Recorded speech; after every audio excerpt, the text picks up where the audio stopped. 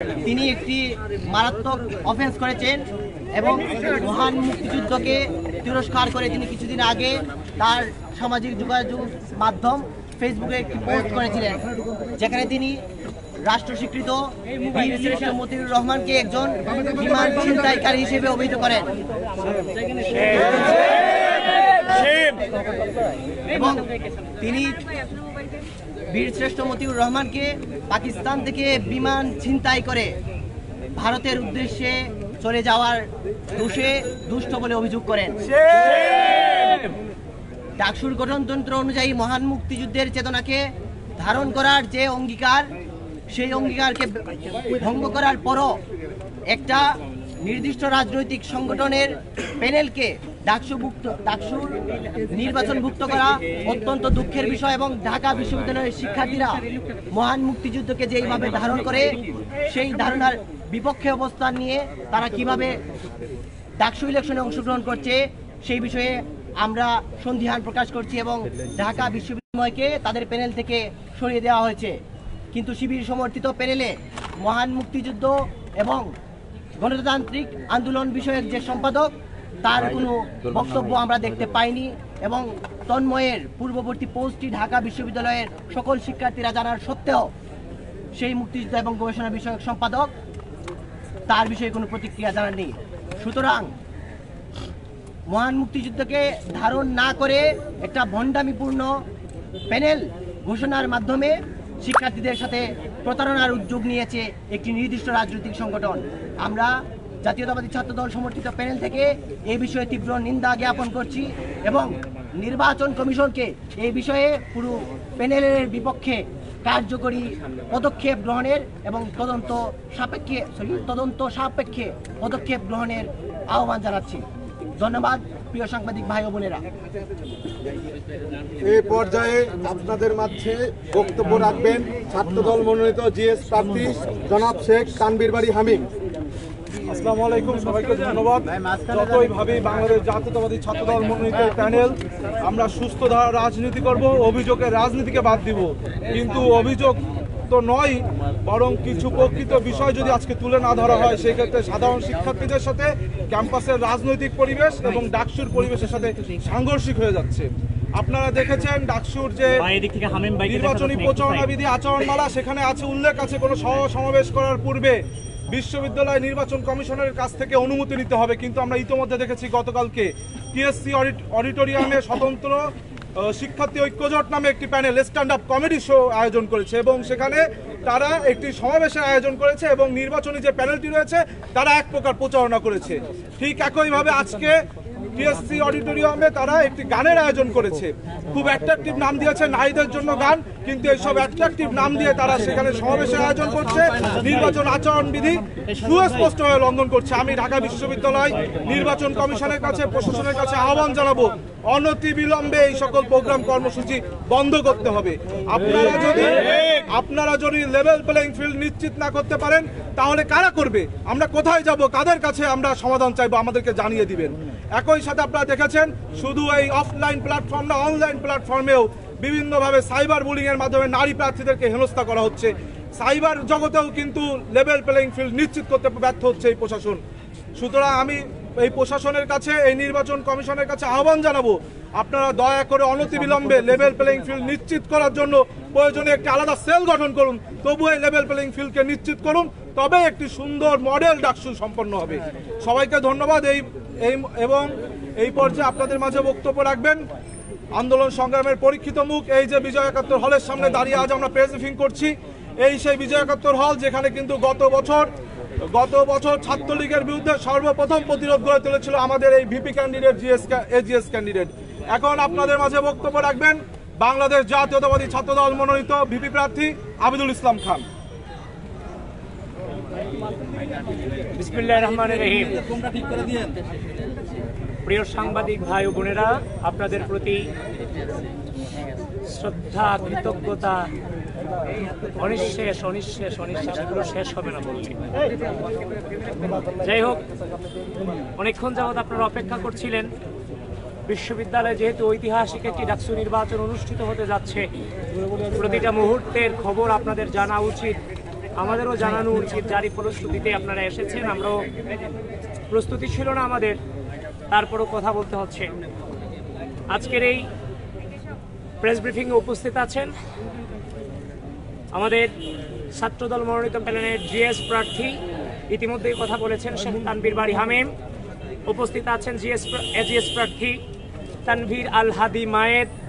উপস্থিত আছেন সাহিত্য প্রকাশনা বিষয়ক সম্পাদক আবু হায়াত মোহাম্মদ জুলফিকার জেসান। উপস্থিত আছেন আন্তর্জাতিক বিষয়ক সম্পাদক মেহেদি হাসান। উপস্থিত আছেন ছাত্র পরিবহন বিষয়ক সম্পাদক মোহাম্মদ সাইফুল্লাহ। উপস্থিত আছেন ক্যারিয়ার উন্নয়ন বিষয়ক সম্পাদক আরকানুল ইসলাম রূপক। উপস্থিত আছেন বিজ্ঞান ও প্রযুক্তি বিষয়ক সম্পাদক এহসানুল ইসলাম। উপস্থিত আছেন মানবাধিকার ও আইন বিষয়ক সম্পাদক মেহেদি হাসান মুন্না। উপস্থিত আছেন স্বাস্থ্য ও পরিবেশ বিষয়ক সম্পাদক আনোয়ার হোসেন। উপস্থিত আছেন ক্রীড়া বিষয়ক সম্পাদক চিমচিমা চাকমা। উপস্থিত আছেন সদস্য হাসিবুর রহমান সাকিব, সদস্য ইবনু আহমেদ, সদস্য শামসুল হক আনান, সদস্য শামীম রানা। উপস্থিত আছেন আমরা যে হলের সামনে দাঁড়িয়েছি বিজয় ৭১ হল ছাত্র দলের ভিপি পদপ্রার্থী মোহাম্মদ সাকিব বিশ্বাস, সাজ্জাদ হোসেন এবং জিএস প্রার্থী মোহাম্মদ সাকিব বিশ্বাস সহ বিজয় ৭১ হল প্যানেলের পূর্ণাঙ্গ প্যানেলের সদস্যবৃন্দ। প্রিয় বন্ধুগণ, আমার এজিএস এবং আমার জিএস দুজনই মোটামুটি অনেক কিছুই নিয়ে এসেছেন প্রাসঙ্গিক, এগুলোতে আমি যেতে চাই না। তবে খুব স্বল্প করে যদি বলি, গণঅভ্যুত্থান পরবর্তী সময় কিন্তু আমরা শ্রদ্ধা এবং স্নেহের সমন্বয়ে রাজনীতি চেয়েছিলাম, ক্যাম্পাস চেয়েছিলাম, কিন্তু বারংবার সেই জায়গাটাতে আঘাত করা হয়েছে। ছাত্র রাজনীতি নিষিদ্ধের নামে আমাদেরকে ক্যাম্পাস পদচারণাতে বারংবার বাধা প্রদান করা হয়েছে বিশ্ববিদ্যালয়ের ক্যাম্পাস এবং হলগুলোতে। আমরা বারবার মজলুম ছিলাম পূর্বের সময়টাতেও। গত বছরের ৬ আগস্ট থেকে শুরু করে আজ পর্যন্ত বিজয় অর্জন হয়েছে, কিন্তু আজও পর্যন্ত আমরা ক্যাম্পাসে মজলুম হিসেবে আছি।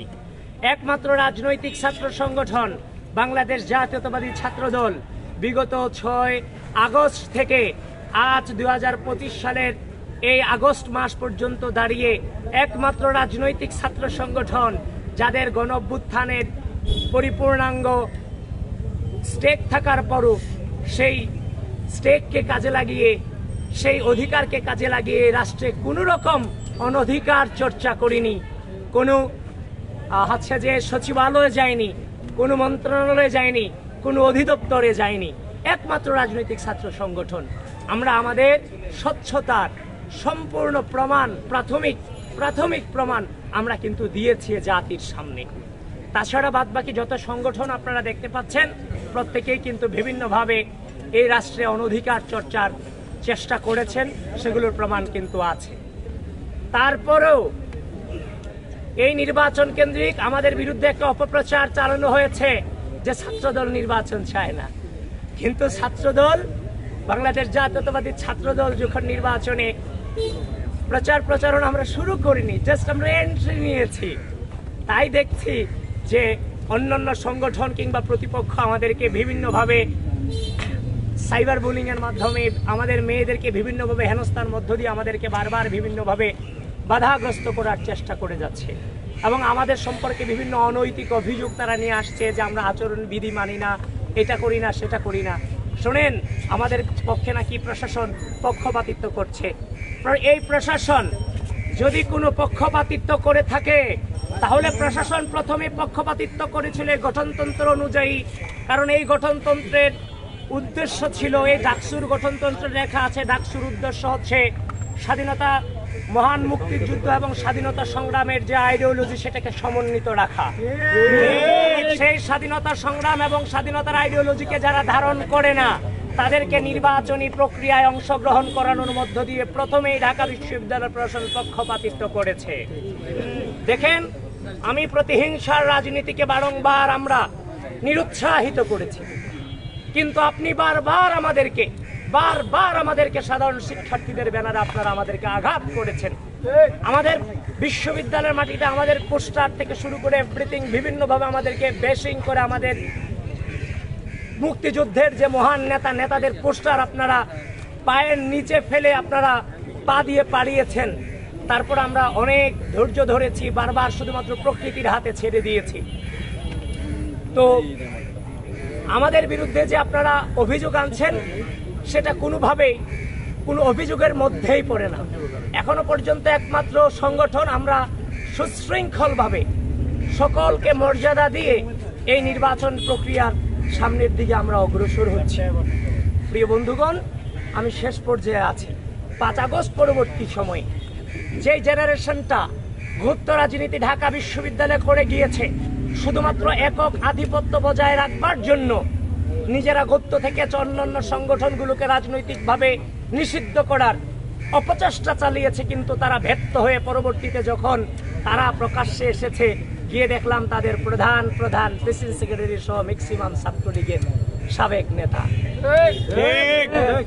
এখন 5 আগস্ট পরবর্তী সময় আমরা এই জেনারেশনটা কখনো কল্পনা করিনি যে তারাও তাদের যে পূর্বসূরি মুক্তিযুদ্ধ সম্পর্কে যে ধারণা ওন করে, তারা এটাকে ওন করে, এটা আমরা চিন্তা করি না। আমরা ভেবেছিলাম তারা আমরা একই জেনারেশন, কিন্তু 5 আগস্ট পরবর্তী সময় ঢাকা বিশ্ববিদ্যালয়ের মাটিতে রাজাকার শব্দটাকে জেনারেলাইজেশন করুন, মুক্তিযুদ্ধ ভুলক্রমে হয়েছে ম্যাগাজিনে এই ধরনের তথ্য প্রকাশ করুন, জাতীয় সঙ্গীতকে অবমাননা করুন, টিএসসিতে দাঁড়িয়ে যারা স্বীকৃত রাজাকার, বিচার প্রক্রিয়া নিয়ে অবশ্যই প্রশ্ন আছে, কিন্তু যারা স্বীকৃত রাজাকার তাদের তো ছবি আপনি টিএসসিতে টানাতে পারেন না। এবং টিএসসিতে হচ্ছে যে নারীদের ছবি জুম করে করে তুলে বিভিন্ন নারী বিদ্বেষী যে আচরণ। সুতরাং গণঅভ্যুত্থান পরবর্তী সময়ে ক্যাম্পাসে বারংবার মুক্তিযুদ্ধ এবং নারীদের বিষয়ে আপনারা বারবার কুৎসা করেছেন। আমরা বিশ্ববিদ্যালয়ে ছাত্র দলের মেয়েদের রোকেয়া হলের বিভিন্ন গ্রুপগুলোতে এখনো পর্যন্ত অ্যানোনিম আছে, আমাদের নারীদের বিরুদ্ধে কুৎসা রটানো হচ্ছে। তারপর হচ্ছে মেয়েদের নখের বড় বড় ছবি হল গ্রুপে পোস্ট করে থ্রেট দেওয়া হচ্ছে। ছাত্রলীগের আতিকাদেরকে যেভাবে বের করা হচ্ছে, আমাদের উপর নাকি মেয়েদেরকেও নাকি এভাবে হেনস্থা করা হবে, এটা নিশ্চিত। বিশ্ববিদ্যালয় প্রশাসনকে অনুরোধ করছি, এই উগ্র আচরণগুলো যারা করছে তাদেরকে আপনারা কন্ট্রোলে আনেন, নির্বাচনের লেভেল প্লেইং ফিল্ড নিশ্চিত করেন। আর আমি সূচনায় শুরুতেই যেটা বললাম, ঢাকা বিশ্ববিদ্যালয়ের মুক্তিযুদ্ধ এবং নারীদের ব্যাপারে যেই নোংরামি করা হয়েছে, তো যদি বিশ্ববিদ্যালয় প্রশাসনের পক্ষপাতিত্বের আচরণ আমাদের বিরুদ্ধে আপনারা আনেন, তাহলে আপনাদেরকে নির্বাচনের মাঠে এন্ট্রি দিয়ে সর্বপ্রথম পক্ষপাতিত্ব করেছে বিশ্ববিদ্যালয় প্রশাসন। প্রিয় বন্ধুগণ, আমাদের এই পর্যন্তই ছিল আজকের কথা। আমরা এখন শিক্ষার্থীদের সাথে খাওয়া দাওয়া করবো। আর এই 71 হল কিন্তু ওই হল, সেই হল থেকে ছাত্রলীগের প্রতিরোধ সূচনা হয়েছিল, যার সর্বাগ্রে